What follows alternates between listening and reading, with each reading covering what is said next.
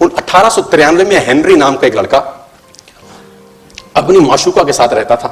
उसके साथ एक गर्लफ्रेंड थी हेनरी की। अब हेनरी की जो गर्लफ्रेंड थी, हेनरी ने उस गर्लफ्रेंड को डंप कर दिया, धोखा दे दिया। अब वो गर्लफ्रेंड जब अपने घर गई, उसने अपने भाई को अपनी आप बीती बताई। अब उस भाई को बहुत गुस्सा आया, भाई ने रिवॉल्वर निकाला। रिवॉल्वर निकालने के बाद हेनरी के घर गया और हेनरी को शूट कर दिया। हेनरी को जैसे ही शूट किया, हेनरी गिर गया और वो गोली उसको छूते हुए पीछे एक पेड़ था, उसमें जाके धंस गई। अब हेनरी गिर गया। हेनरी गिर गया। उस लड़की के भाई को लगा कि हेनरी मर चुका है। उसने अपने आप को शूट कर लिया। उसने अपने आप को शूट कर लिया। उसकी बहन को पता चला, उसकी बहन ने अपने आप को शूट कर लिया। भाई भी गुजर गया और बहन भी गुजर गई। अब हेनरी की गोली सिर्फ कान से लग के पेड़ में लगी थी। हेनरी खड़ा हो गया, हेनरी ठीक हो गया, हेनरी की जिंदगी चलने लगी। इस घटना को 20 साल गुजर गए। हेनरी अपने घर का निर्माण कर रहा था। हेनरी ने जब घर का निर्माण किया, उसको लकड़ी की जरूरत पड़ी। अब उसको लकड़ी की जरूरत पड़ी, उसने दूर कहां जाऊं, ये पेड़ से ही काट लेता। और वो गोली पेड़ में धसी हुई है 20 साल पहले।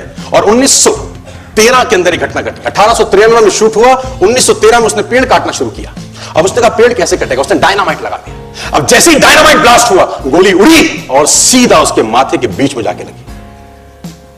और हेनरी की डेथ 20 साल के बाद हो गई। कर्म फल भोगना पड़ता है, आज कल परसों, और जितना लेट होगा उतना सूद।